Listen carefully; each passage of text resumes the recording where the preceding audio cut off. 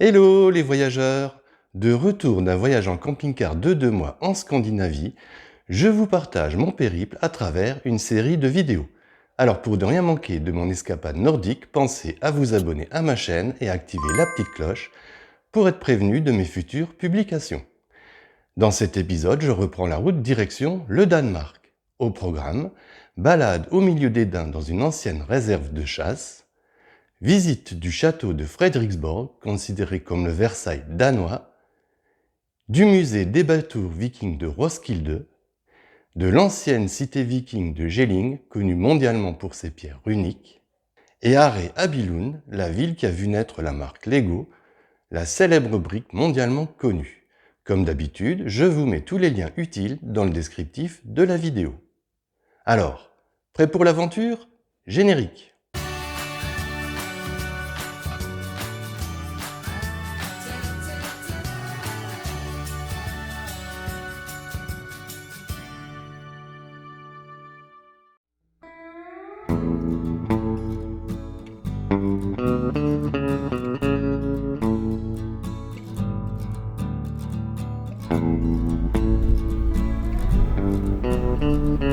Je quitte la côte suédoise à Helsingborg pour embarquer à destination du Danemark.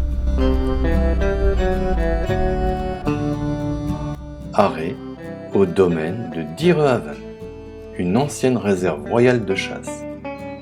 À peine quelques centaines de mètres de parcouru dans le parc et je tombe sur un troupeau de daims.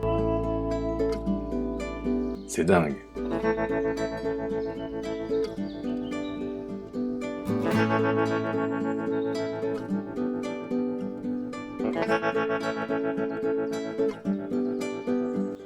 Le parc abrite plus de 2000 cervidés.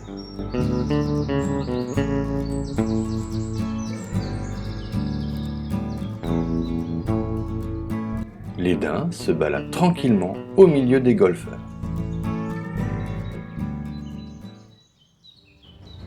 Je reprends la route en direction du château de Frederiksborg.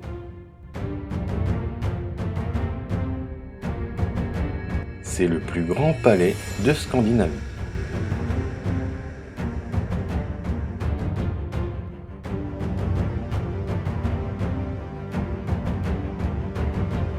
Le lac qui entoure le château est tellement grand qu'il y a même un bateau-navette qui assure la traversée.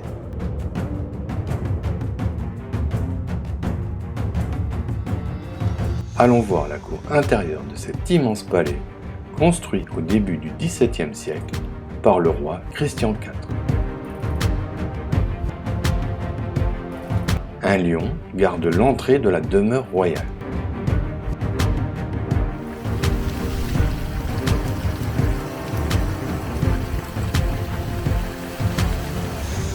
Ses proportions exceptionnelles et sa splendeur font de ce château le Versailles danois.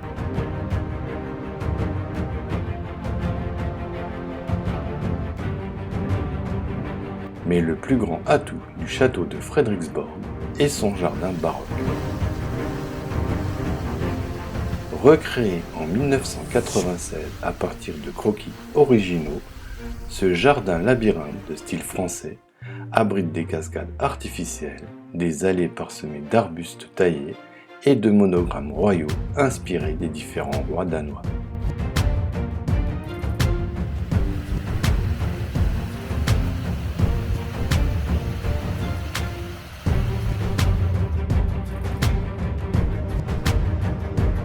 Le jardin du château de Frederiksborg est réputé comme l'un des plus beaux d'Europe.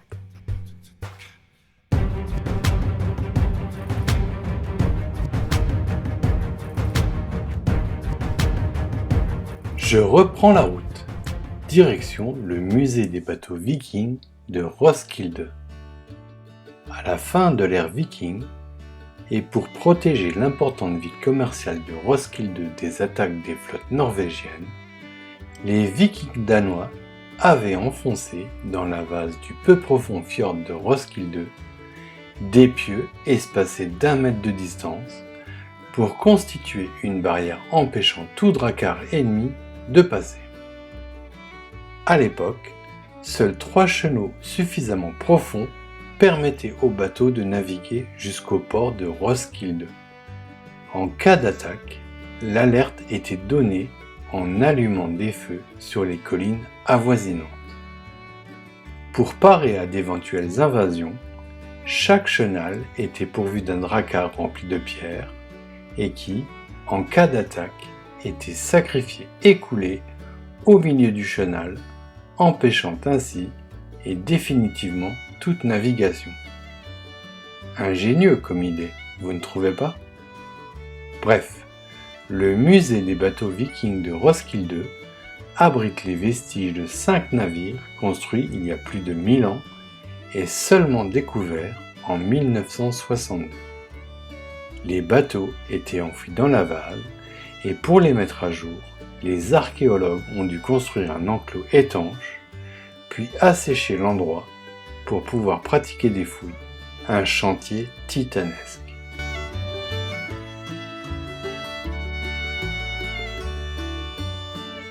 À l'intérieur du musée, je peux admirer ce qu'il reste des 2 catégories de bateaux vikings découverts sur le site.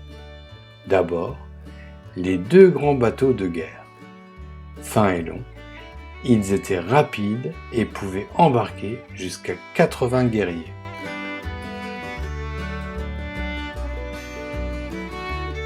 Ensuite, 3 bateaux plus courts mais plus larges. Ils servaient très certainement au transport de marchandises et de denrées que les Vikings emportaient vers leurs colonies.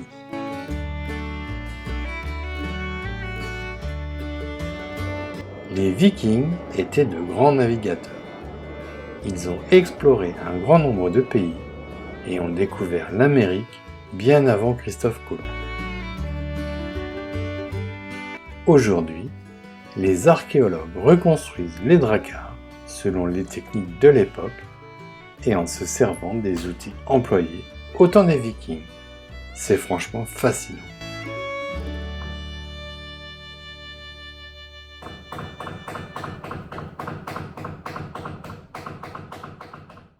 Sous mes yeux, la réplique grandeur nature d'un des bateaux de guerre qui a vogué à travers la mer pour participer il y a à peine une dizaine de jours au Festival Viking de Stavanger. Bivouac ce soir sur une aire d'autoroute, pas moyen de trouver un bel endroit en pleine nature.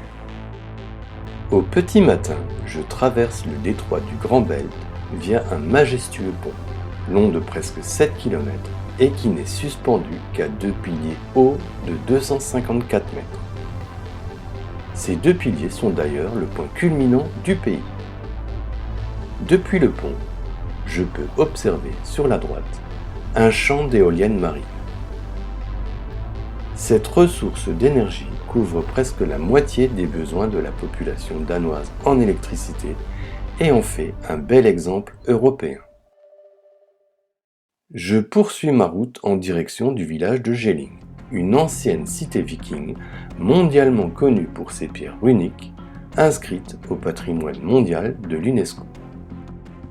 Il y a plus de 1000 ans, le roi viking Gorm le Vieux et son fils Harald à la dent bleue firent édifier le site. 2 pierres runiques sont positionnées au milieu d'un immense drakkar de pierre, long de 355 mètres. C'est le plus grand édifice du genre trouvé au monde. La plus grosse des 2 pierres est dédiée au roi Gorm, la plus petite à sa femme Thyra. Ces pierres comprennent des inscriptions écrites, une chose très rare pour l'époque car la transmission de la culture était jadis plutôt orale. L'alphabet runique n'était employé que pour graver des stèles commémoratives. Les écrits se trouvant sur les pierres de Jelling sont une mine d'or d'informations, prouvant que la religion viking était très étroitement liée aux forces de la nature. On y apprend que les dieux ont élu domicile à Asgard, les humains à Midgard, alors que les géants vivent à l'autre bout du monde, à Jotunheimar. Idéalement, et pour que le monde vive en paix, chaque chose devait avoir une place fixe et bien définie. La terre des morts était séparée de celle des vivants, et les géants, autrement dit les trolls, étaient séparés des dieux. Mais malheureusement, les géants défiaient constamment les dieux, les obligeant à quitter les frontières d'Asgard afin de rétablir l'ordre cosmique. Cette mission devenant de plus en plus difficile pour des dieux mortels, les Vikings leur offraient des sacrifices pour qu'ils soient suffisamment forts pour contenir les forces destructrices afin d'éviter le Ragnarok, autrement dit, la destruction du monde. Aussi, les écrits runiques nous apprennent que le site de Jelling était connu pour être un haut lieu de sacrifice dédié aux dieux. De grandes quantités de boissons et de nourriture y étaient régulièrement offertes. Plusieurs fois par an, des enfants étaient jetés dans des puits, alors que des animaux et des adultes étaient pendus.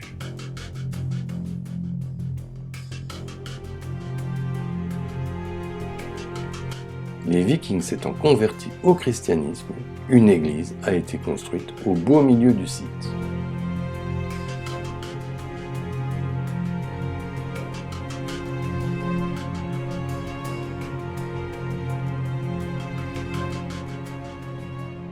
Je reprends la route, direction la ville de Billund, là où a été inventé le Lego, une brique en plastique moulé, connue dans le monde entier. Ouvert en 1968, Legoland est un parc d'attractions sur le thème de la célèbre brique. Mais le prix d'entrée est exorbitant, presque 60 €. Je préfère retourner en ville et visiter la maison de la brique, en fait, un immense magasin dédié à la marque Lego. Ça me rappelle les heures que j'ai passées dans mon enfance à jouer au Lego avec mon grand-père.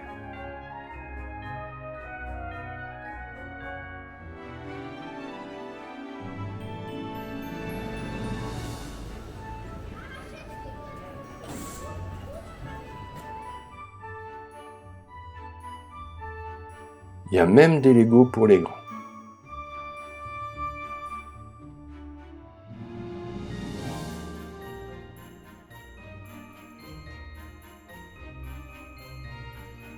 C'est ici que je termine mon road trip scandinave. Ce soir, je quitte le Danemark pour retraverser l'Allemagne et retourner dans ma Lorraine natale. Dans le prochain épisode, je vous propose une vidéo bilan de mes 2 mois passés en camping-car à sillonner la Scandinavie. Je vous livrerai mes impressions, mes coups de cœur, mais aussi mes déceptions. Je vous dévoilerai le budget réel et détaillé que j'ai dépensé pour réaliser ce road trip de 13 700 km. Bref, je vous donnerai plein de conseils qui devraient vous être utiles si vous aussi vous souhaitez voyager sur les routes nordiques à la découverte des fabuleux paysages de Scandinavie. Si vous avez aimé cette vidéo, merci de la liker, de la commenter, de la partager et de vous abonner à ma chaîne.